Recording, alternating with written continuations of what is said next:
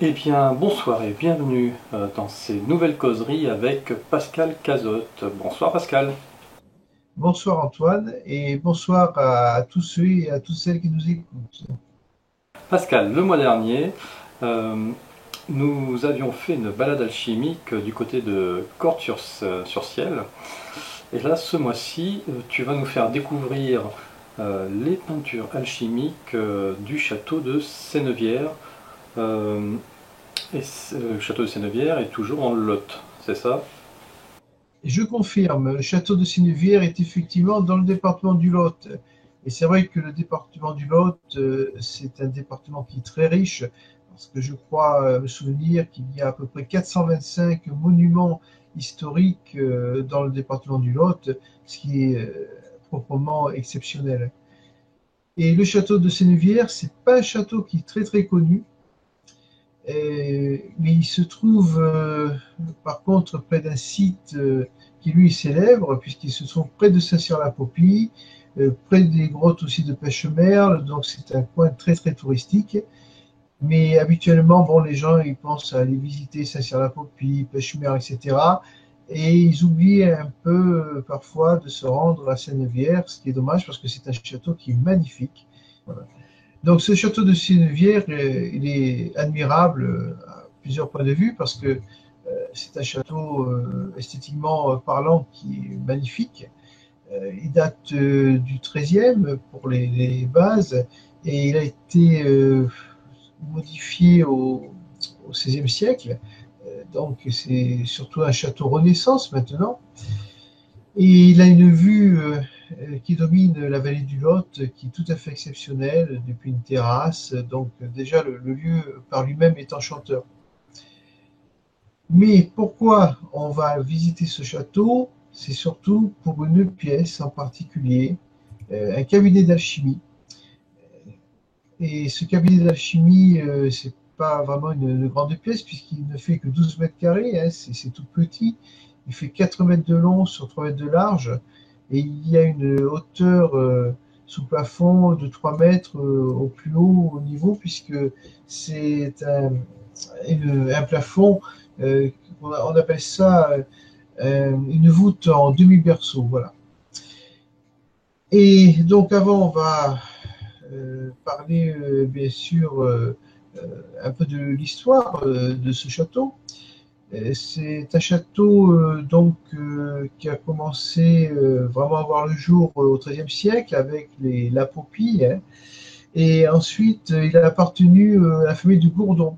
Et la famille de Gourdon l'a possédé pendant plusieurs siècles. Et parmi la famille de Gourdon, le personnage qui est intéressant, c'est le fameux Flottard, Flottard de Gourdon, qui a été présent aux batailles de Marignan et de Pavie. Et il a été également chambellan du roi, général dans l'armée d'Henri II. Bon, donc c'était un personnage, hein, bien sûr. Et il a donc refait tout le château de Sénévière au XVIe siècle pour le transformer en château Renaissance. Et c'est à lui que l'on doit très certainement ce fameux cabinet d'alchimie qui va être l'objet de notre discussion ce soir. Il faut également savoir qu'il a fait faire ce flotteur de Gourdon des fresques dans une salle qui représente des monuments d'Istanbul, qu'il avait visité lui-même, puisqu'il avait fait un voyage en Turquie au XVIe siècle avec un de ses amis qui s'appelle Gaillot de Genouillac. Et ces fresques sont assez particulières, mais bon, ce ne sera pas l'objet de notre étude, puisqu'on va se concentrer bien sûr sur ce cabinet d'alchimie. Alors l'alchimie, on en a déjà parlé un petit peu la dernière fois, on a dit ce, ce qu'était l'alchimie. Alors je ne vais pas me répéter, ceux qui veulent des informations plus précises sur l'alchimie pourront toujours se référer à la précédente émission que nous avons réalisée. Par contre, ce que j'aimerais dire d'emblée, c'est que on a des tas de symboles qui nous ont été laissés par nos ancêtres. Alors pas par tous nos ancêtres, bien sûr, par des gens qui se passionnaient pour l'alchimie, qui avaient des connaissances dans cet art royal. Et on nous a laissé donc des messages sous forme de sculptures, sous forme de tableaux.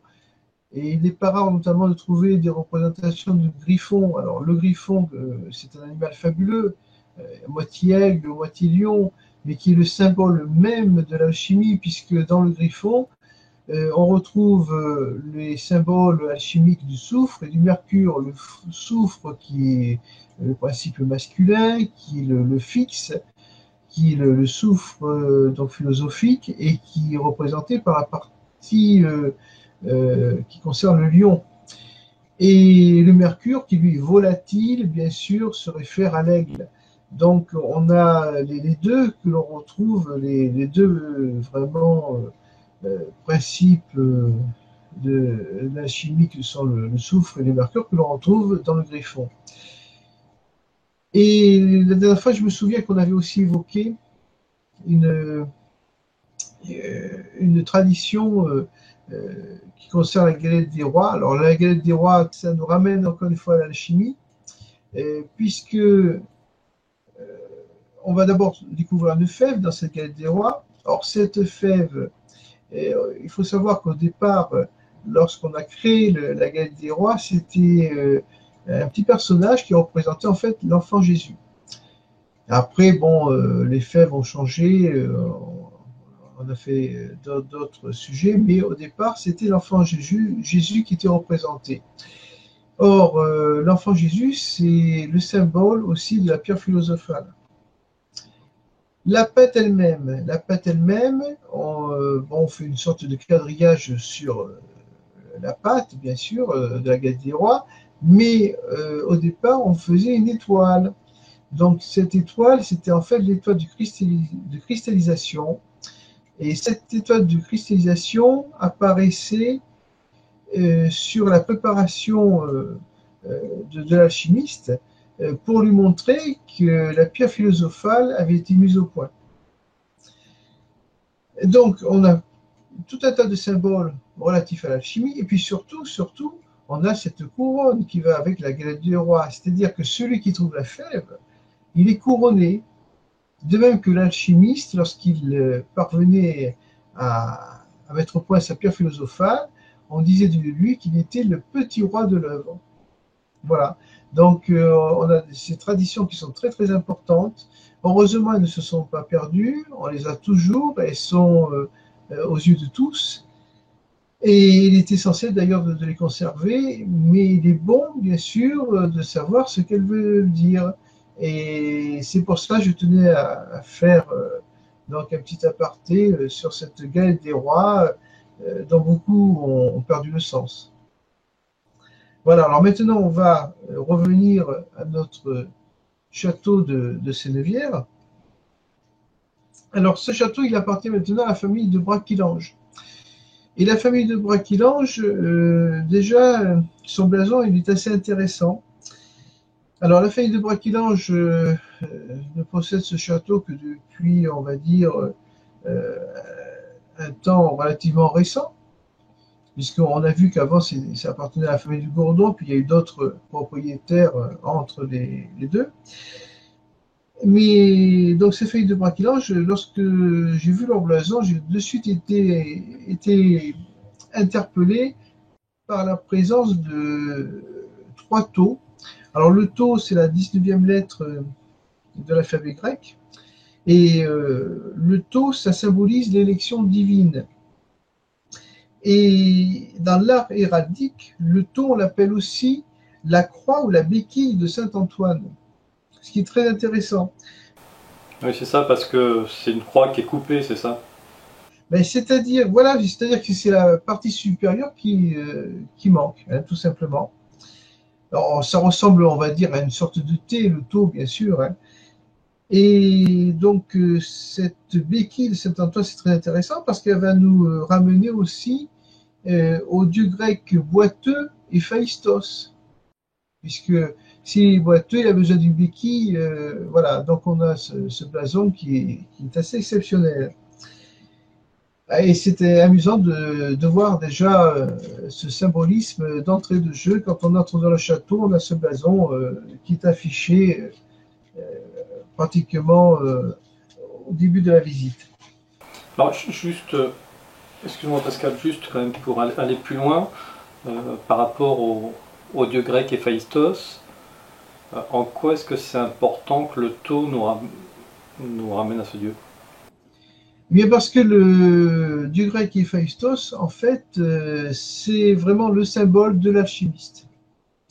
C'est le dieu du feu, hein, c'est le dieu aussi des forges, donc il nous ramène à l'alchimiste, c'est pour ça. Mais le dieu Héphaïstos, on va en reparler un peu plus loin parce que on va le retrouver euh, dans quelques histoires qui sont représentées dans ce cabinet d'alchimie, où il va jouer un rôle. C'est pour ça que je ne me suis pas étalé dessus au départ, parce que effectivement, on le retrouve au moins dans deux scènes, même sans le voir personnellement. On sait qu'il a joué un rôle, par exemple, lorsqu'on verra euh, une scène représentant Jason avec les taureaux d'airain. Ben, les taureaux d'airain, c'est Héphaïstos qui les a créés. Mais ça, on le verra un peu plus tard, parce qu'on va suivre en fait un ordre au niveau de toutes ces scènes qui sont peintes dans ce cabinet d'alchimie. Et ces scènes sont très très intéressantes. Elles représentent des scènes de la mythologie grecque. Et elles ont un sens que je vais expliquer dès qu'on sera rentré dans ce fameux cabinet. Eh bien, entrons-y. On y rentre, on y rentre. Alors, ce cabinet, il est orienté à l'ouest. Alors ça, c'est très important parce que l'ouest, bon, ça permet d'assister au coucher du soleil. D'ailleurs, les deux seules ouvertures qui se trouvent dans ce cabinet font face à l'ouest. Et surtout, c'est à l'ouest que la Lune va être visible le plus longtemps. Donc, pour l'alchimiste, c'était très très important, puisqu'il travaillait très souvent avec la Lune, son positionnement, etc. Donc, pouvoir observer la Lune pour l'alchimiste, c'était quelque chose de primordial. C'est pour ça que les seules ouvertures existantes sont orientées à l'ouest. Et on trouve au nord, au mur nord, par contre, l'Athanor, le fameux Athanor, qui est primordial pour réaliser le grand œuvre. Mais cet Athanor, il est un peu particulier. Il est un peu particulier parce que d'habitude, un Athanor, ça a la forme d'une petite tour. Et là, on a l'impression d'être en présence d'une espèce de cendrier avec un potager au-dessus. Alors, il faut expliquer ce qu'est un cendrier et un potager. Et ça, ce sont des termes qu'on utilise surtout dans notre sud-ouest, avec ces grandes cheminées anciennes qu'on appelait les cantous. Alors le cendrier, ben, tout simplement, c'était l'endroit où l'on mettait les cendres de la cheminée.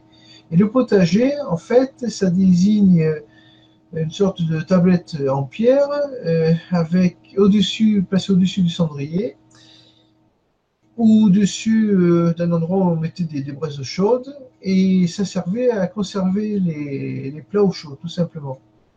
Et j'ai l'impression, en voyant cet Athanor, qu'on a un potager qui est placé au-dessus d'un cendrier, voilà. Et ça me rappelle fortement ce que l'on retrouve dans ces fameux cantous de notre région.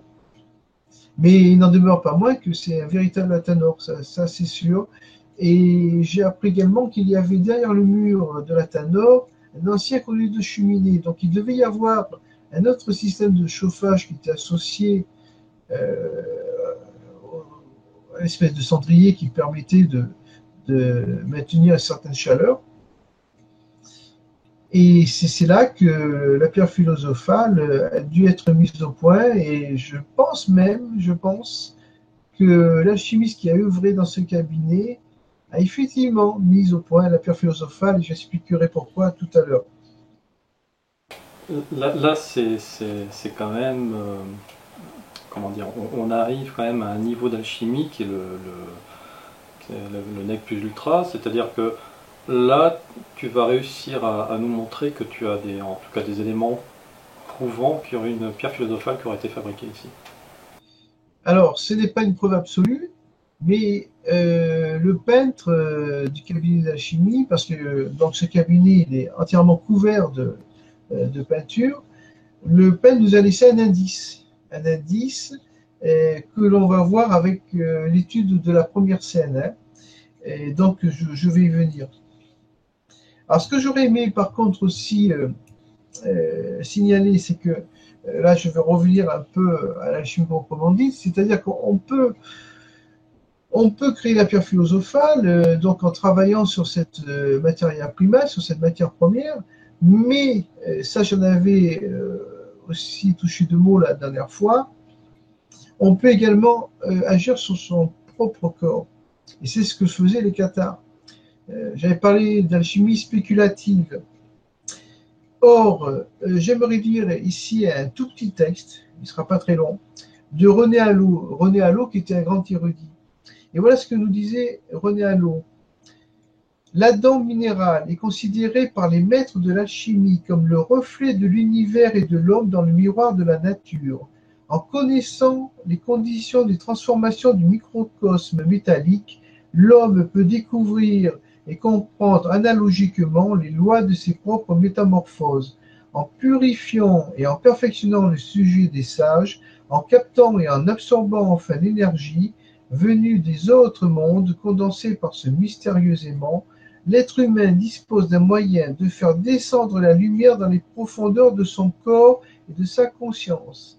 Ainsi, la matière dont chaque cellule de notre organisme est tissée, si nous savons modifier sa chaîne et sa trame, régénère notre esprit, car la matière elle-même souffre, lutte, tend, comme nous, vers la perfection et nous crie « Aide-moi et je t'aiderai, délivre-moi et je te délivrerai ». En fait, René Allo a parfaitement résumé cette possibilité que nous avons de transformer nos corps de chair, de matière, en corps de gloire, faire en fait ce que Jésus a fait. Ça revient un peu au même que le travail de l'alchimiste, seulement lui, l'alchimiste, il va travailler sur sa matière prima, mais nous avons aussi la possibilité de travailler sur notre propre corps. Et René Allo l'explique merveilleusement bien, donc c'est ce petit extrait très court là que j'ai cité est vraiment d'une importance capitale. Alors, on a parlé de l'Athanon et on va y revenir parce que il y a quelque chose qui est très intéressant aussi au-dessus de cet Athanon. Ce sont 4 symboles qui sont juste au-dessus du petit arc en pierre. Et il nous montre d'abord comme symbole le symbole de l'alambic, à l'extrême gauche. Hein. On a le symbole de l'alambic qui se retrouve d'ailleurs représenté une deuxième fois. Et on a également un autre symbole qui est le sel à l'ambrose. Alors le sel à l'ambrose, il servait à la fusion des métaux. Enfin, pour les alchimistes. Hein.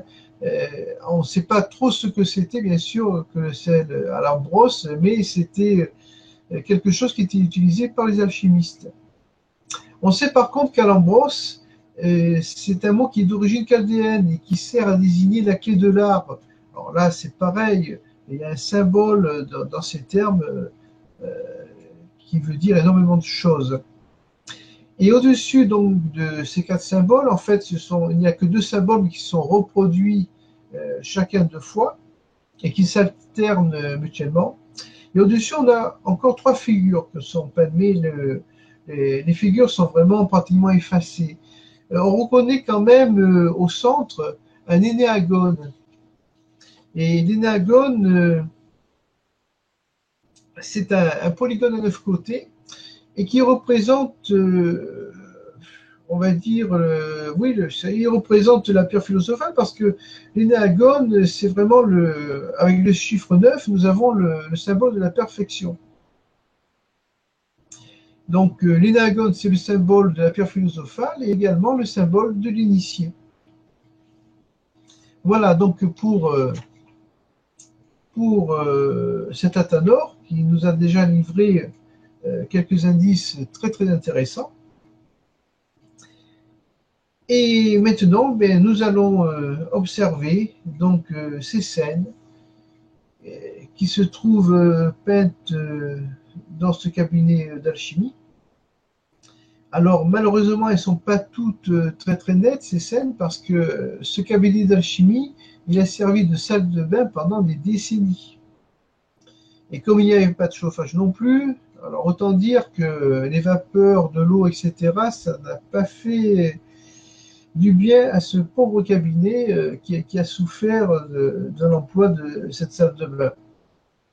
Avant de passer à cette salle de bain, malheureusement, euh, sur la Tanor, tu as en haut à droite une espèce d'adolescent qui apparaît, qui est effacé, lui, là aussi. Est-ce que tu sais à quoi ça correspond? Alors ça, je ne l'avais même pas vu, figure-toi. Et c'est sur la photo que je t'ai envoyée, Oui, tout à fait. je ne l'avais même pas repéré. Parce que j'avais eu l'idée de grossir, si tu veux, le... Et pourtant, il doit avoir... Et est-ce qu'il y a le même à l'opposé, de l'autre côté? C'est effacé. C'est effacé. Mais sans doute qu'il y était. Il devait y avoir un personnage là aussi, puisque je vois... Il y a peut-être ici des jambes ou quelque chose comme ça qui descend, de... qu'on retrouve le même ici. Ouais, mais alors ça, c'est formidable que tu me les grossis, tu vois, le sujet, parce que je ne l'avais jamais remarqué. Je ne m'étais jamais amusé à, à grossir la photo, et là, c'est bien que l'on puisse voir ça, oui, oui. Bon, je pense pas que, bon, il y ait un sens particulier là, sinon, je pense que c'est purement décoratif à ce niveau-là. C'est souvent, d'ailleurs, on voit des sujets un peu de cette sorte sur des cheminées anciennes qui datent de la Renaissance d'ailleurs, hein. Donc là, peut-être simplement un sujet décoratif, hein. Ce qui est important, ce sont les symboles, hein. Comme je l'ai dit, de l'alambic, du sel à l'ambrosse, et puis bien sûr cet énéagone. Alors par contre, de chaque côté de l'énéagone, il y avait forcément d'autres motifs et on voit plus rien, on ne voit plus rien. C'est ça qui est malheureux. Parce que là, il y a un carré, mais qu'est-ce qu'il y avait dans ce carré? Je n'en sais rien. Et à gauche, idem, je ne sais pas. C'est bien trop abîmé là pour qu'on puisse distinguer quoi que ce soit là. Ouais. Ok, retourne dans la salle de bain. On retourne donc dans notre salle de bain cabinet d'alchimie. Alors il va falloir trouver d'abord un sens. Parce qu'il y a effectivement un sens à suivre. Ah, ce sens, il sera dans le sens des aiguilles d'une montre. Il faut trouver donc quelle est la première scène à partir de laquelle nous allons faire le tour de toutes ces scènes. Et la première scène, en fait, elle s'offre à nos yeux dès qu'on rentre dans le cabinet d'alchimie, parce qu'elle se trouve en face de nous dès qu'on rentre, et elle est en fait du côté ouest. C'est la seule scène qui se trouve d'ailleurs représentée sur le côté ouest, puisque comme il y a déjà deux ouvertures de fenêtres, il n'y avait pas la place d'en mettre davantage, j'imagine. Alors la première scène, en fait, elle va nous amener à la fameuse matière prima, à la matière première. Alors qu'est-ce qu'elle représente, cette scène? Elle représente une scène de la mythologie grecque, naturellement. C'est Actéon, qui est un fameux chasseur, qui est en train de surprendre Artémis et les nymphes au bain. Et ces personnages sont bien sûr dans leur plus simple appareil. Artémis est nue, on le voit. Il y a une nymphe aussi à côté d'elle qui est nue. Et Artémis, qui est la sœur d'Apollon, il ne faut pas l'oublier. Artémis, elle symbolise en fait la matière prima. Pourquoi? Parce qu'elle avait fait vœu de rester vierge toute sa vie, Artémis. Et la matière première, c'est cette matière vierge qui doit enfanter de la pierre philosophale. Donc, première chose à faire pour la chimie, c'est trouver la matière prima. Et cette matière prima, elle est symbolisée ici par Artémis. Artémis, bien sûr, dans l'histoire avec Actéon, elle est furieuse d'avoir été surprise ainsi. Et ce qu'elle va faire, elle va jeter un sort à ce pauvre Actéon. Et elle fait un geste de la main, on le voit très bien d'ailleurs encore dans cette peinture. Elle prend de l'eau qu'elle lui jette à la figure. Et suite à cet acte magique, Actéon va se transformer en cerf. Et il va être dévoré par ses chiens. Il va donc très très mal finir, ce pauvre Actéon. Et à côté de lui, on voit des chiens.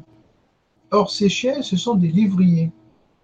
Alors là aussi, c'est très important la présence de ces lévriers, puisque si on se réfère à la cabale phonétique, le lévrier en cabale phonétique, ça veut dire l'œuvre y est.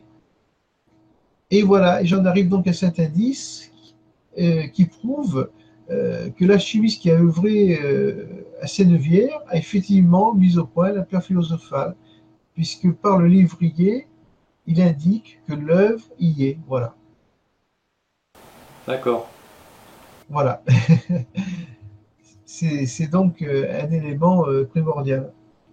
Alors, on va revenir aussi à Artémis parce que, bon, on l'a vu, elle représente la matière prima, mais elle représente aussi autre chose. Elle représente aussi la Lune, puisque elle est l'opposé de son frère Apollon, qui lui symbolise le Soleil. Donc, elle représente la Lune. Il faut aussi savoir qu'Artémis, ça vient du terme grec Arctos, qui veut dire l'ours. Et c'est encore une référence là à la grande ours auquel est liée l'étoile polaire qui est au nord. Donc elle nous indique aussi Artémis que le travail doit se faire en direction du nord. Et c'est vrai que les alchimistes travaillaient toujours en se positionnant face au nord. Donc on a plusieurs symboles qui sont très très importants avec Artémis. Dans cette scène, elle est vraiment primordiale. Alors on va passer à la deuxième scène. Alors, juste avant de passer à la seconde scène, moi j'ai des petits éléments que je remarque, après tu me dis si c'est important ou pas. Il y a 3 lévriers. Moi je n'en vois que 2 lévriers. Il y a le petit Écoute, noir, moi, là, puis il y a celui qui est à gauche. celui. Qui est entre les jambes. D'ailleurs, il est sous la pyramide, formée par les jambes. Je suppose que ça signifie quelque chose. Il y a celui-ci qui est à sa gauche. Et tu as le petit dernier qui arrive là. Petit dernier, mais oui, c'est vrai que toi, quand tu grossis les photos, on voit des choses que moi je ne voyais pas avec les miennes. Et si je fais le rapprochement avec la peinture, là aussi je retrouve 3 lévriers. Et là aussi, tu as vu, il a les jambes, la façon dont sa posture, ça forme aussi un triangle. Plus ou moins, plus ou moins. Alors, ce qui est Ici, intéressant, au niveau par contre des couleurs des lévriers, oui, ça c'est intéressant. Parce que on a le petit lévrier noir qui peut symboliser l'œuvre noire, on a le lévrier blanc qui est l'œuvre blanc, et l'autre, s'il était un peu de couleur rousse, on va dire, ça pourrait signifier l'œuvre rouge. Ça y ressemble en tout cas. Ça y ressemble, hein? Donc là, effectivement, mais on le voit mieux avec la précédente photo que tu avais trouvée toi-même. Parce que c'est vrai que, voilà, là, je pense qu'on voit mieux les couleurs des chiens. Et il faudrait que celui de droite soit un peu plus roux, peut-être. Mais on a le blanc et le noir, ça c'est sûr. Sauf que là aussi, si je me fais une remarque, le troisième chien qui pourrait représenter donc l'œuvre roux, on ne voit que sa tête, il est à moitié. Alors que, et ici, pareil, on ne voit que son avant-train. Mais on va voir aussi dans une autre scène, un peu plus loin, il y a des chevaux qui se présentent aussi de couleurs différentes. Et là aussi, il représente ces chevaux, là, j'en suis pas persuadé, les 3 couleurs du grand œuvre. Mais bon, on y viendra un peu plus tard. Donc ça, c'est très intéressant, effectivement, les 3 chiens. Mais tu vois, moi, je n'en avais vu toujours que 2. Parce que c'est vrai que Je n'avais jamais pensé à agrandir les photos et c'est vrai qu'en les agrandissant, on voit des détails là qui sont très très intéressants. Et là, les 3 livriers, là, c'est très bien. C'est très bien les avoir mis en évidence. Alors, bon, on va passer à l'autre scène parce qu'il y en a plusieurs à voir. Hein, ça va être un petit peu long. Alors, la prochaine, on passe à Héraclès, Hercule donc, qui est en train d'effectuer son 7e travail. Son 7e travail consistait à dompter le taureau crétois de Minos. Alors, Héraclès, qu'on va retrouver d'ailleurs à 2 reprises. Héraclès, les travaux d'Hercule, ça symbolise quoi? Ça symbolise aussi le travail de l'alchimiste. On dit que le travail de l'alchimiste, c'est un travail herculéen parce que c'est vrai, c'est presque surhumain de mettre au point une pierre philosophale. Comme je l'avais dit lors de la précédente émission, il n'y a qu'un ou 2 alchimistes tous les 300 ou 400 ans qui parviennent à mettre au point la pierre philosophale. Donc c'est l'œuvre de toute une vie, c'est quelque chose de colossal, pratiquement inimaginable. Et c'est pour ça qu'on compare souvent les travaux de l'alchimiste aux 12 travaux d'Hercule, d'Héraclès. Donc Héraclès en grec et Hercule pour les Romains. Et donc ce taureau aussi, on remarquera que sa couleur est rouge. Alors c'est encore une fois une allusion à la pierre philosophale, puisque on le sait, la pierre philosophale est de couleur rouge. Oui, encore une fois, cette scène mythologique se réfère à la chimie. Alors, toutes les scènes qui vont défiler sous nos yeux auront tout un rapport avec la chimie. C'est ça qui est aussi phénoménal, de penser que l'artiste peintre et son commanditaire, bien sûr, ont pu mettre autant de symboles alchimiques en utilisant la mythologie grecque, mais c'est vrai que la mythologie grecque se prête particulièrement bien sûr, à cette connaissance de l'art royal. Alors, on va passer à la 3e fresque qui, en fait, se trouve juste au-dessus de la Tanor. C'est Hercule qui apparaît une nouvelle fois. Alors, on connaît Hercule parce qu'il est toujours habillé de la peau du lion de Némée, là. Et Hercule, là, on le représente là dans son 11e travail. Il faut qu'il aille récupérer les pommes d'or du jardin des Hespérides. Alors, pour ce faire, il a besoin de l'aide du titan Atlas, qui seul est capable de récupérer ces pommes d'or. Alors, bon, l'histoire, on la connaît. Hercule lui propose de soutenir la voûte du ciel pendant que Atlas ira récupérer les fameuses pommes. Et c'est exactement cette scène qui est représentée. On voit Atlas qui pose la voûte céleste sur les épaules d'Hercule. Et il devra donc, en échange, aller donc s'acquitter de sa tâche de récupérer les fameuses pommes d'or. Et la pomme d'or, bien sûr, ça nous ramène encore une fois à la pierre philosophale. Et donc, voilà, c'est cette scène qui est encore une scène alchimique. Encore une fois, on retrouve tout un symbolisme attaché à ce travail d'Hercule.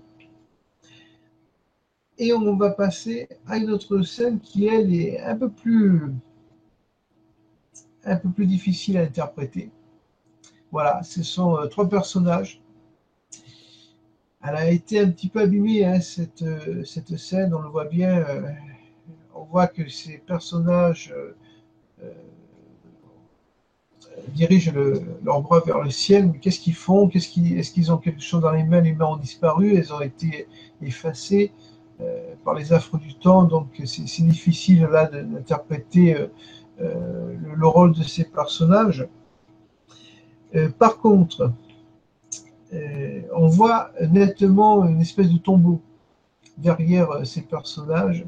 Et ce tombeau, ça se réfère, on va dire, au premier stade de l'œuvre noire. Il faut que la matière première, cette matière prima, se putréfie. Et donc, on a ce symbole avec la présence de ce tombeau, hein, qui se trouve juste derrière les trois personnages. Il faut également remarquer, alors là, c'est derrière le tombeau, à droite, on voit un cheval et avec, très schématisé bien sûr, il y a un petit personnage qui tient, à mon avis c'est une charrue, hein, qui tient. Donc on a affaire à un laboureur, à quelqu'un qui est en train de labourer son champ. Et il est vrai que l'agriculture a aussi des points communs avec l'alchimie. Et là, je vais faire encore une petite citation, mais je rassure, ce sera la dernière, et elle sera très courte.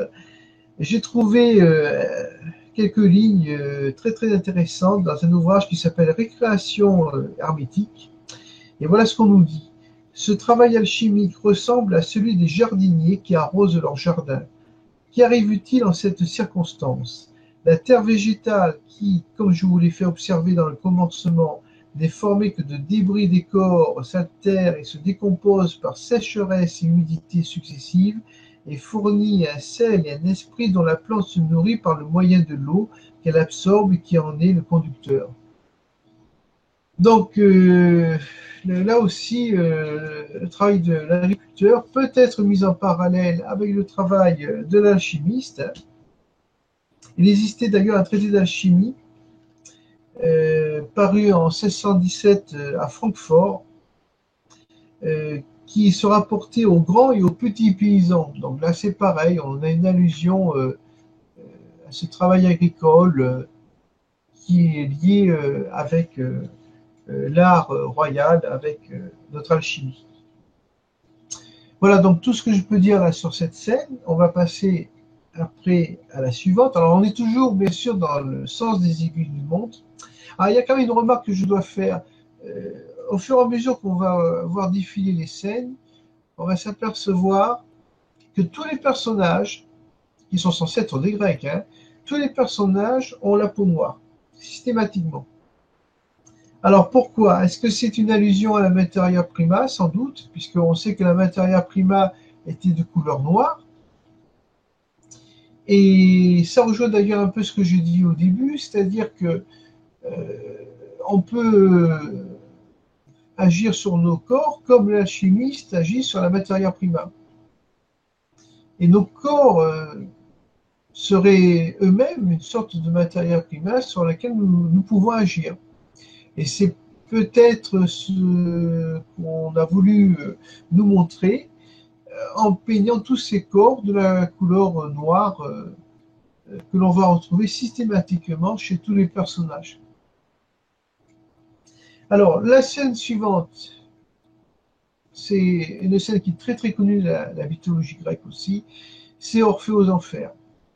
Alors, Orphée, qui a perdu sa bien-aimée Eurydice, qui est morte après avoir été mordue par une vipère, il est inconsolable de la perte de sa bien-aimée, et il va voir Hadès aux enfers, et il le charme par le son de sa lyre, et il obtient donc la libération de sa bien-aimée des enfers.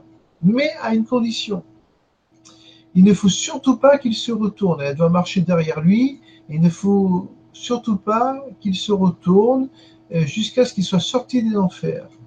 Sinon, on lui reprendra Eurydice. Et c'est ce qui se produit puisque, alors qu'il est sur le point de sortir des enfers, il a le malheur de se retourner parce qu'à un moment donné, il pense qu'il n'entend plus les pas d'Eurydice et mal lui en prend puisqu'on lui enlève automatiquement Eurydice. Alors ça, c'est l'histoire, c'est la mythologie, mais qu'est-ce que ça veut dire?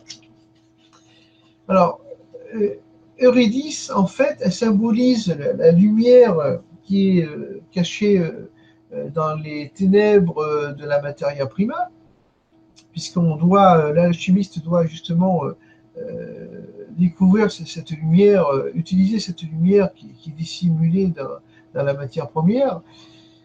Donc Eurydice, c'est ça, c'est cette lumière, et Orphée, donc bien sûr, il va jouer en quelque sorte le rôle de l'alchimiste, là. Ça nous explique aussi que euh, le travail de l'alchimiste est parsemé d'embûches. C'est-à-dire que jusqu'au dernier moment, il peut très bien échouer. Et c'est ce qui se produit avec Orphée. Et si l'alchimiste, par exemple, commet une erreur à un moment donné, il est obligé de repartir à zéro. Alors il faut savoir que repartir à zéro, c'est catastrophique, parce que si on imagine par exemple un alchimiste qui a travaillé 20 ans déjà sur sa préparation, et à un moment donné, il a commis une erreur involontaire naturellement au bout de 20 ans, et il est obligé de recommencer à zéro depuis le départ. Donc c'est vraiment un travail très très, très difficile.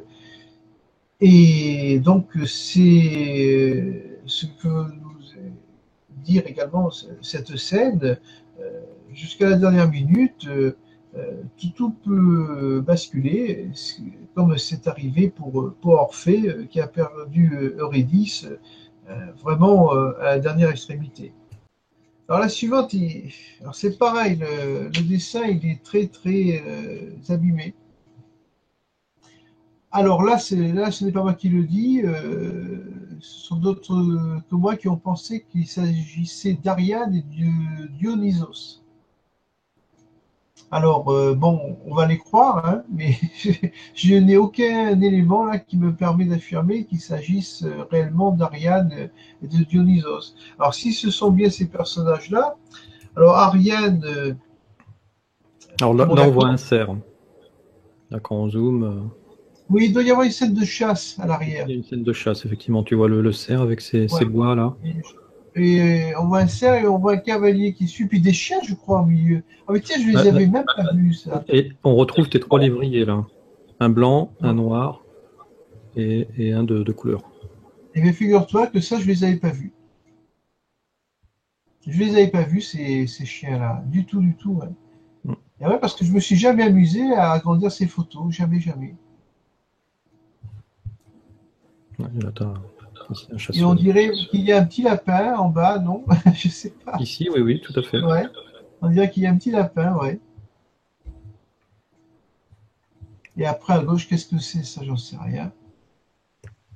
Difficile à dire. Ah ouais, non, parce que il y a certaines scènes qui sont vraiment très, très abîmées. C'est dommage, hein, parce que Avec une écriture ici, ah oui, bac. bac, mais bon. À mon avis, il y avait d'autres lettres, même peut-être, qui suivaient. Ouais. Bon, en fait, de toute façon, s'il s'agit d'Ariane, alors Ariane, bon, tout le monde connaît l'histoire du fil d'Ariane, qui a permis à Thésée de sortir du labyrinthe en suivant le fil. Donc, Ariane, bien sûr, c'est l'initiatrice, hein. Et c'est également la déesse de la végétation qui meurt pour renaître. Ça, c'est intéressant parce que ça nous ramène aussi à un principe alchimique, puisqu'il faut que la matière prima meure quelque part pour après donner naissance à la pierre philosophale. Et puis Dionysos, alors si c'est bien Dionysos, mais là je n'ai aucun élément là qui nous le certifie, hein. Bon, s'il s'agit de Dionysos, bon, c'est le dieu de la vigne et du vin, Dionysos. Et donc c'est le dieu aussi de la régénération, on le sait. Et parfois Dionysos est représenté avec le bonnet phrygien. Et le bonnet phrygien, c'est le bonnet des initiés. Donc ça peut être aussi une représentation de l'alchimiste. Mais là, c'est pareil, je ne pourrais pas dire grand-chose là sur cette scène parce que, bon, elle n'est pas en très très bon état. Alors la suivante, par contre, est très importante. On va donc y passer directement. C'est la scène qui représente Phaéton qui conduit le char du soleil. Alors c'est une scène là pour moi qui est capitale. Alors elle se trouve sur le mur est là. Voilà. Alors, on va rappeler un petit peu d'abord l'histoire de Phaéton. Phaéton, il va voir son père qui est le soleil, Hélios. Et il veut d'abord avoir la certitude qu'il est bien son père, et son père, Hélios, le soleil, lui confirme oui, qu'il est bien effectivement son géniteur. Et en même temps, comme il veut être agréable à son fils, Hélios, il lui propose d'exaucer un de ses souhaits. Et Phaéton, ce jeune imprudent, lui demande de conduire son char, c'est-à-dire le char du soleil, ce qui peut être excessivement dangereux. Et Hélios va tout faire pour dissuader son fils de vouloir conduire le char du soleil. Il lui demande comment dirais-je, il lui demande de formuler un autre vœu, bien sûr, mais Phaéton refuse, c'est son souhait le plus cher, et comme Hélios n'avait qu'une parole, il est obligé d'accéder à sa demande.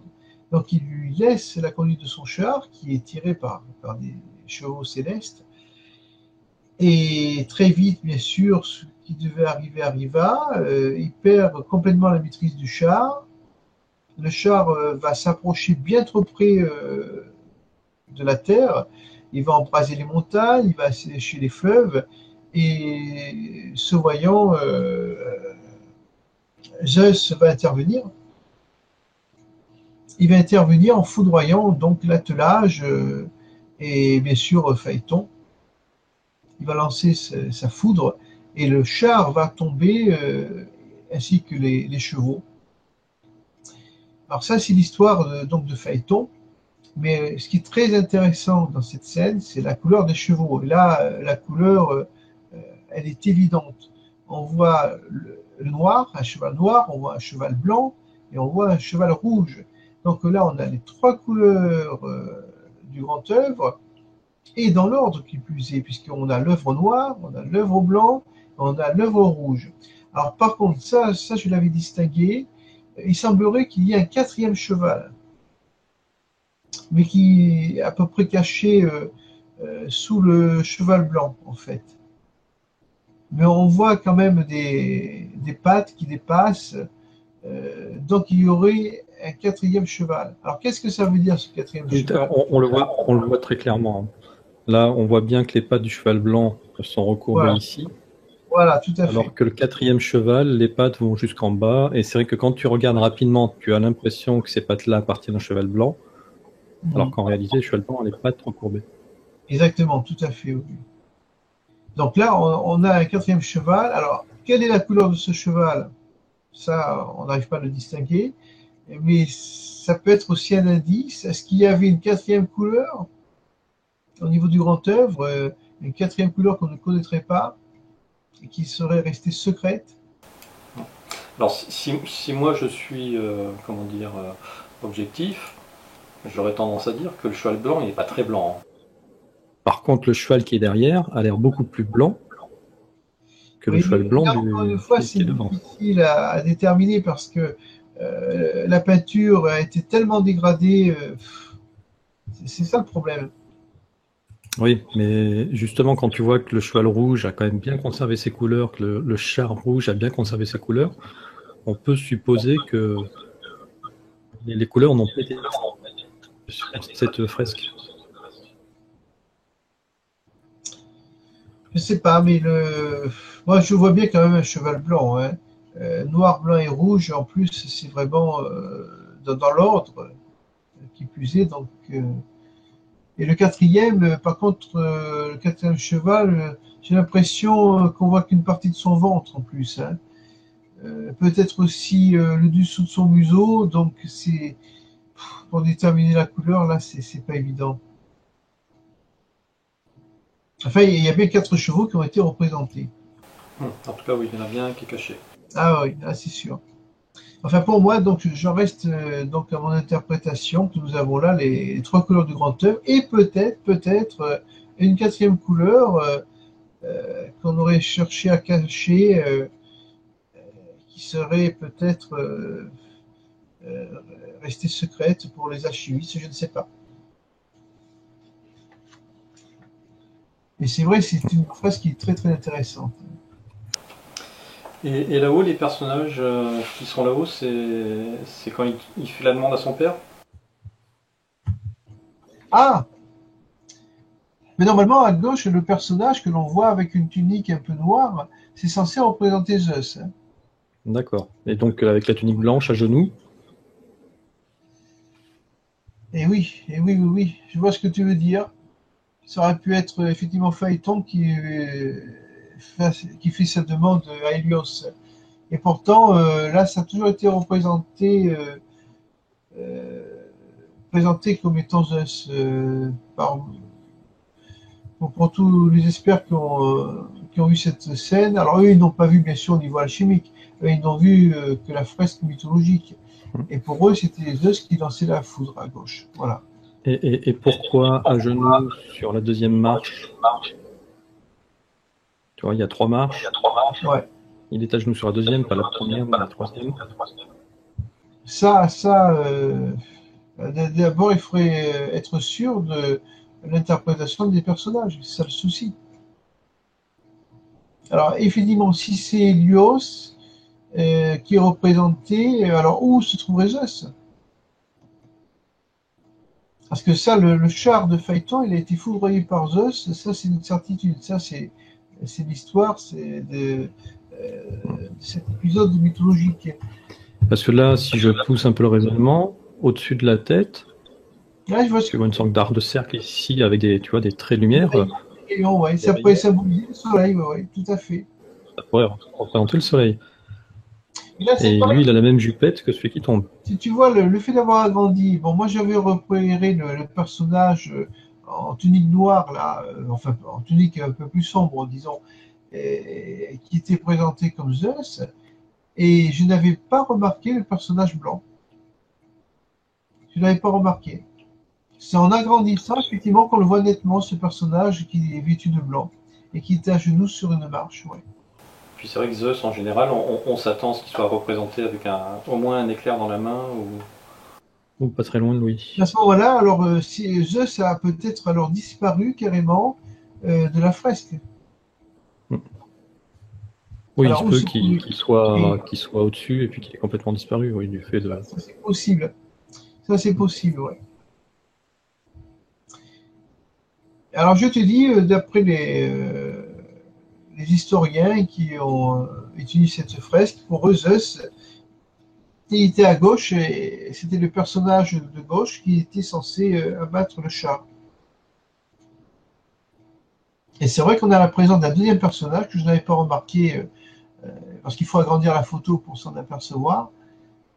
Un personnage vêtu de blanc et qui pourrait bien être aussi Phaéton, effectivement, parce que si on regarde le personnage qui tombe du char, lui aussi vêtu de blanc. Ah oui, il lui ressemble. Ouais. Et oui, oui, oui. Et tu vois, on peut toujours trouver autre chose que ce que l'on a pensé voir a priori. Donc c'est bien d'avoir des visions extérieures aussi, et tout le monde peut apporter, comme je dis, sa pierre à l'édifice, hein. Tout le monde peut voir des choses euh, sur lesquelles on serait passé sans les voir en fait. Oui, parce que finalement, tu dis que dans ces représentations, rien n'est mis au hasard. Ah, rien n'est mis au hasard, ça c'est Si sûr. si vraiment il y a un message, rien n'est mis au hasard. Donc après, on peut se poser des questions sur plein de choses. Là, par exemple, tu vois, ici, on voit une sorte de pain parasol. On l'a vu dans une image précédente. Oui, mais là, bon, Est-ce que ça veut dire quelque chose? et voilà, ça, peut-être pas, peut-être c'est juste un élément décoratif. Euh, et après, par contre, on voit bien que le char du soleil est en train de tomber dans un fleuve, là, par contre. Tu vois, ici, tu as le pain. Mais c'est ça la vraie question, c'est est-ce que c'est réellement des éléments décoratifs ou est-ce que tout est pensé?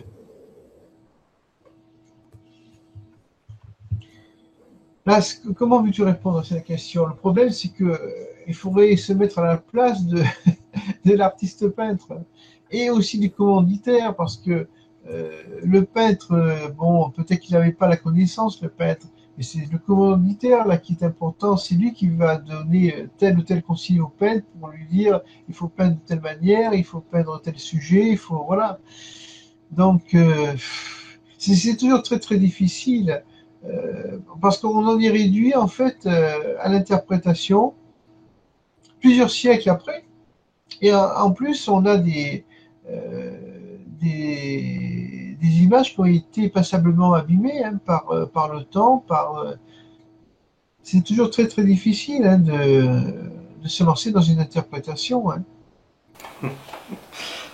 Mais après, de toute façon, moi je ne peux parler que de ce que j'ai vu.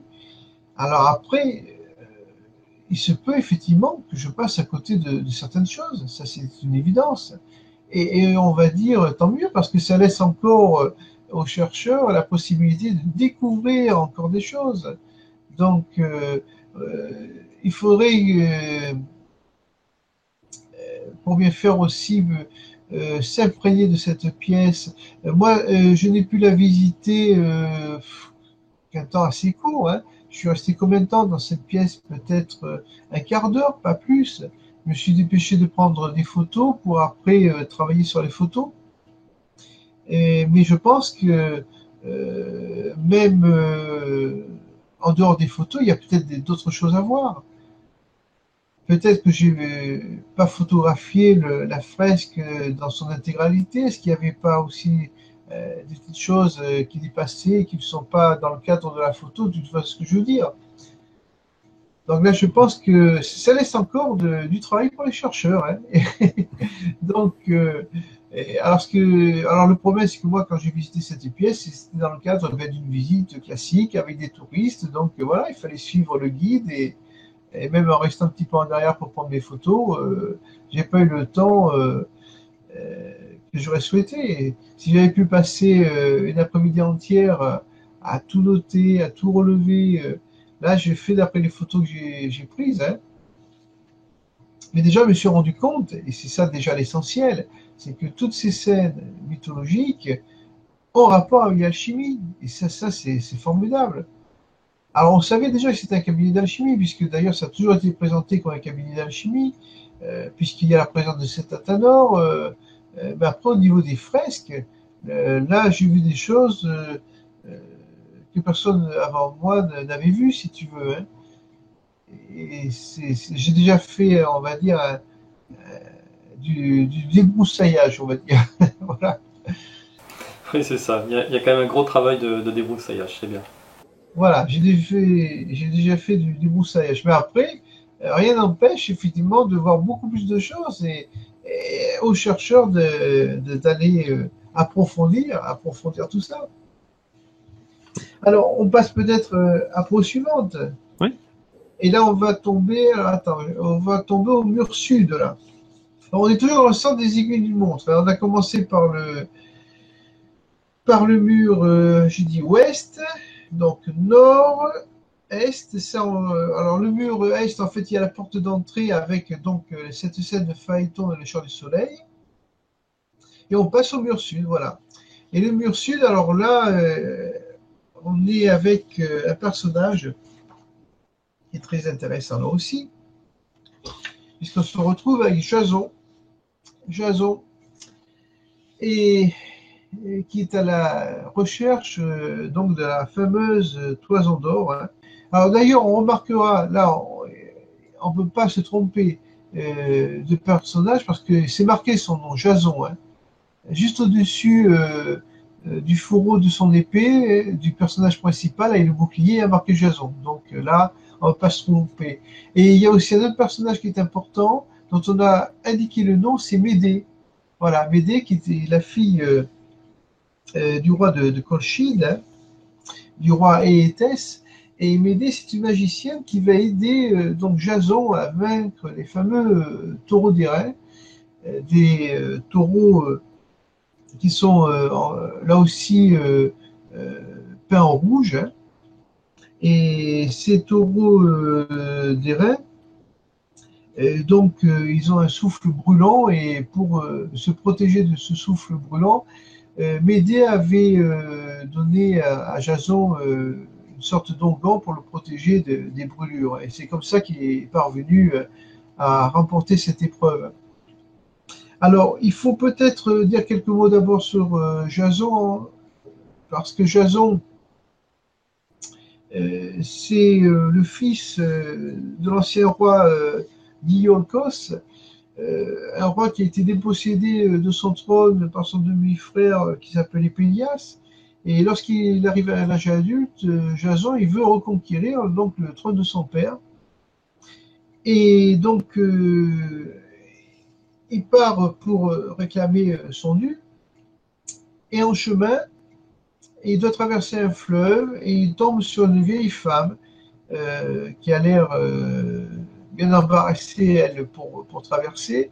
Et il va l'aider. Et en fait, cette vieille femme, c'est Héra, la femme de Zeus, qui est déguisée en vieille femme. Et lors de la traversée, Jason va perdre une de ses sandales. Je crois que c'est sa sandale gauche. Et donc, avec une chaussure en moins, il va se mettre à boiter. Et on retrouve encore une fois comment dirais-je, cette Oui, ce mythe de la béquille. qui est le symbole aussi des initiés. Et lorsqu'il arrive donc devant Pélias, alors Pélias, un oracle l'a averti qu'il serait dépossédé de son trône par un individu à qui il manquerait une chaussure. Alors quand il voit son neveu Jason, il prend peur et tout ce qui lui importe, c'est de s'en débarrasser. Donc il lui dit, d'accord, je te rendrai ton trône, mais à la condition que tu me ramènes la toison d'or. C'est comme ça que Jason va partir à la quête de cette toison d'or. Il aura avec lui une cinquantaine de compagnons, dont le fameux Hercule, Héraclès. Et ils vont donc traverser la mer à bord d'un navire. Et la traversée sera assez périlleuse. Et là, ça nous ramène encore une fois au travail de l'alchimiste, hein, puisqu'on on compare souvent aussi le travail de l'alchimiste à une navigation périlleuse. Et donc, une fois qu'il sera en Colchide, il va rencontrer le roi Étès qui va le soumettre à plusieurs épreuves, notamment la fameuse épreuve là, des taureaux d'airain. Et ensuite, il va donc parvenir à se saisir de la toison d'or, mais pour cela, il faudra encore qu'il arrive à maîtriser un dragon. Et ce dragon, c'est aussi le symbole de la matière première, comme on l'a vu précédemment. Et la toison d'or, naturellement, c'est encore un symbole de la pierre philosophale, naturellement.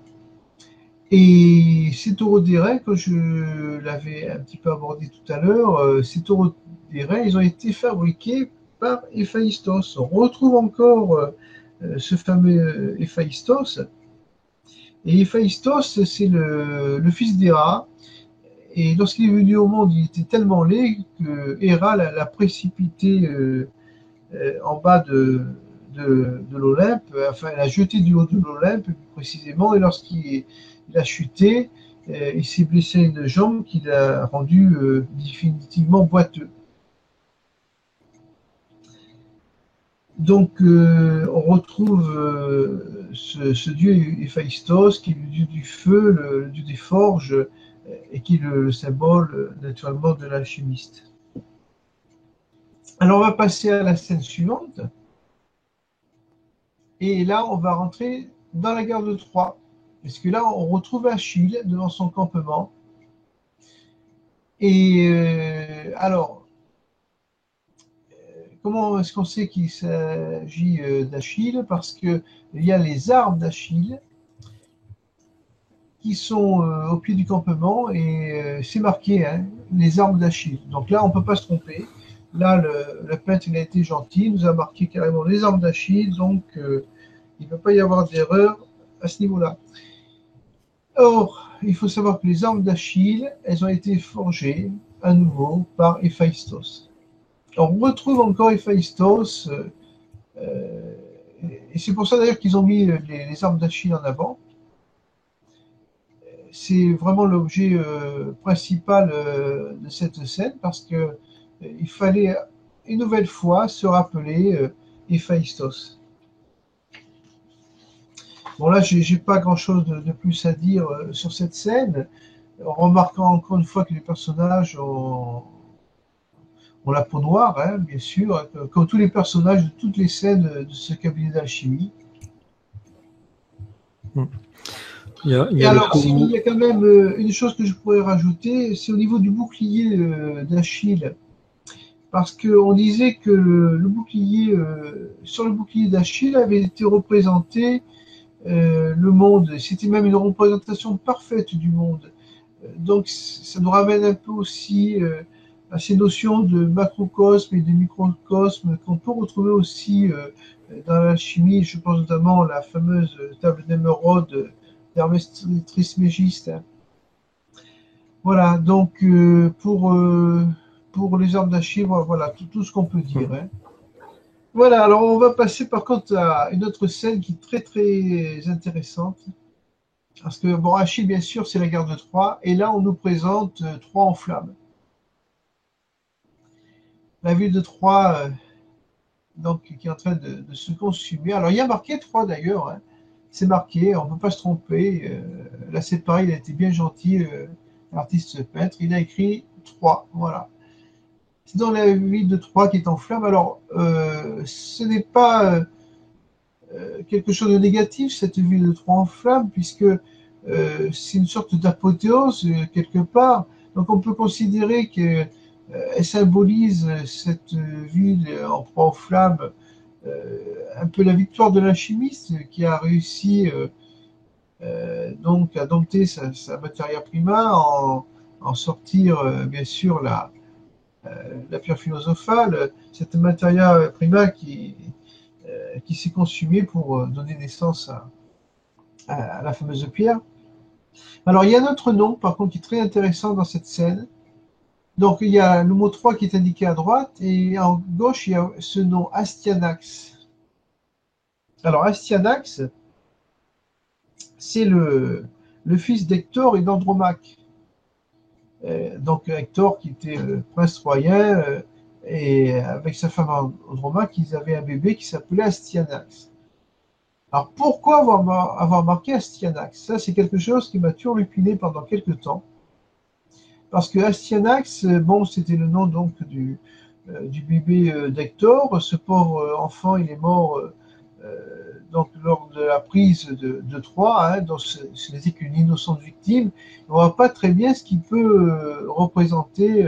Pourquoi avoir mis son nom vraiment à la vue de tous, comme s'il s'agissait d'un nom important. On aurait mis Hector encore, j'aurais compris, mais Astyanax, pourquoi Astyanax? Et j'ai trouvé un indice qui m'a mis après sur la voie d'autre chose. En fait, il faut savoir que Astyanax, c'était le nom que lui avait donné le peuple. Astyanax, ça signifie le prince ou le roi de la ville. Bon, ok, c'est un titre dont on avait voulu l'honorer, mais par contre, son père, Hector, il ne l'appelait pas Astyanax, il l'appelait Scamandrios. Et là, j'ai compris. J'ai compris parce que Scamandrios, en fait, ça nous ramène au fleuve, le Scamandre. Le Scamandre, donc, qui passait au pied de la ville de Troie. Et le Scamandre, ce n'est pas un fleuve anodin du tout, puisque, bon, déjà, le Scamandre est apparu grâce à Hercule, puisque Hercule, qui passait dans la région, il a failli mourir de soif et il a creusé un trou et il a fait jaillir ce fleuve. Et Scamandre, ça veut dire d'ailleurs en grec ancien fouillement d'homme. Voilà ce que ça veut dire. Mais le Scamandre, ce fleuve, a une autre particularité, c'est qu'il est en quelque sorte magique, puisque les brebis qui allaient s'abreuver à ce fleuve devenaient rousses. Et tous les Troyens qui allaient se baigner donc dans ce fleuve devenaient blonds. Donc on a une allusion un peu à l'or, hein, cet or qui nous ramène encore une fois à l'alchimie. Donc voilà, pour moi, pourquoi ils ont voulu attirer notre attention sur Astyanax, qui en fait c'était Scamandrios, qui nous ramenait au fleuve Scamandre. Voilà. Et il faut savoir aussi que le Scamandre, le fleuve Scamandre, on l'appelle aussi Xanthe. Et Xanthe, ça veut dire roux. Donc c'est un fleuve qui est très très important. Très très important.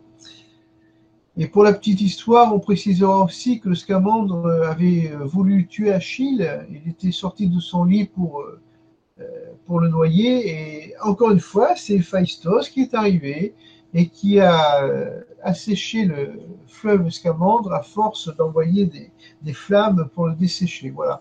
Parce que Héphaïstos était du côté d'Achille. D'ailleurs, ça, c'est typique de la guerre du Troie. Il y a à peu près la moitié des dieux qui étaient pour les Grecs et l'autre moitié des dieux qui, eux, défendaient les Troyens. Donc, ils étaient à peu près à forces égales, en quelque sorte. Et on va arriver à la dernière scène. Alors, la dernière scène, alors là, pour une fois, on va quitter la mythologie grecque. C'est la seule scène qui n'a aucun rapport avec la mythologie grecque. Voilà. Donc là, d'ailleurs, c'est même pas la mythologie, c'est de l'histoire, puisque on voit un homme qui est en train de se faire couronner et on a son nom. Là encore, on sait de qui il s'agit. Il s'agit donc de Numa Pompilius. Numa Pompilius, qui était le deuxième roi de Rome après Romulus. Et Numa Pompilius, là, qui est en train de se faire couronner.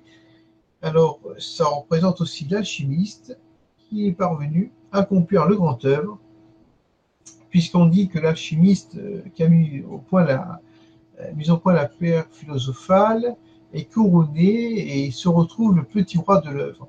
Donc, c'est un symbole encore très intéressant que nous avons sous les yeux. Mais alors, pourquoi, par contre, avoir choisi le personnage de Numa Pompilius ?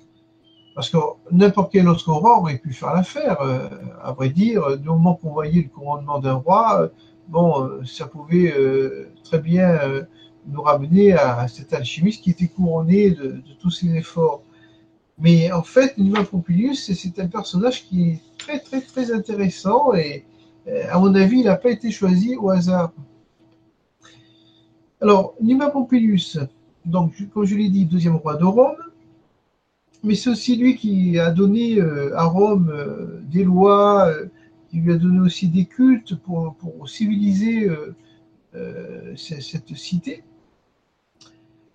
Numa Pompilius, il a créé un calendrier lunaire, un calendrier basé sur la Lune. Donc on retrouve encore une fois une allusion avec la Lune à cet art alchimique. Et Numa Pompilius, il a créé les Vestales, les fameuses vierges sacrées qui étaient chargées d'entretenir le feu sacré, un feu perpétuel. Donc ce feu sacré, ce feu perpétuel, ça nous ramène encore une fois à cette alchimie, naturellement. Donc on le voit, Numa Pompilius, c'était un personnage donc très très symbolique. Et il y a encore une anecdote à citer sur Numa Pompilius. Numa Pompilius, il avait demandé à être enterré dans un cercueil de pierre, et à côté de lui devait être également enterré un autre cercueil de pierre, mais qui, lui, contenait des ouvrages qui avaient une importance capitale aux yeux de Numa Pompilius. Et 400 ans après cet enterrement, alors on ne sait pas si c'est une tempête ou alors un laboureur qui a retrouvé les cercueils. Toujours est-il qu'ils sont revenus à la surface, les cercueils. Et il y avait des inscriptions sur les couvercles de pierre Sur l'un, il était indiqué que Numa Pompilius se reposait dans un des cercueils, et sur l'autre couvercle, il était indiqué la présence de ces ouvrages qui étaient si importants pour Numa Pompilius. Lorsqu'on a ouvert le cercueil où il était censé reposer, on n'a rien retrouvé. Il n'y avait pas un ossement, il n'y avait rien du tout. Par contre, dans le deuxième cercueil, on a mis la main sur 14 ouvrages. La moitié, c'est-à-dire 7 d'entre eux concernaient la religion et des rites cérémoniels, et les 7 autres ouvrages étaient écrits en grec, mais on n'en sait pas plus. Parce que dès que le Sénat de Rome a su de quoi il s'agissait, le Sénat a ordonné la destruction immédiate de ces livres. Pourquoi ça? Mystère. Mais à mon avis, c'était quelque chose de très important qu'il y avait là. Et ils ont été détruits et donc perdus pour l'humanité. Et qu'est-ce qui renfermait ces ouvrages? Ça reste donc une énigme. Voilà, mais j'ai fait le tour donc de toutes ces fresques, de toutes ces scènes, en espérant que ça donnera envie à nos auditeurs d'aller faire un tour à ce château. Et en plus, ils verront une région magnifique, naturellement, puisque c'est le Lot. Voilà. Ok. Alors, juste par rapport à cette fresque, la dernière, moi j'avais remarqué cette inscription, la Pagantes. Ça représente quoi pour toi? C'est sûr, c'est pas un B, plutôt. Ah, les bacchantes. Les Bacchantes, ouais. D'accord. Et ce serait quoi d'ailleurs au-dessus comme... J'en sais rien. Tu vois, j'ai pris les photos, mais il y avait Mhm. sans doute encore autre chose au-dessus, tu vois. D'accord. Ah oui, donc tu les aurais peut-être pas toutes en fait, les... Et Les non, et photos. non, et non, non. Et non. J'ai pris les principales, c'est sûr, mais et celles qui étaient les plus visibles. Et dans l'ordre, par contre, ça, je me souviens, je les avais prises dans l'ordre, hein, dans le sens des aiguilles d'une montre.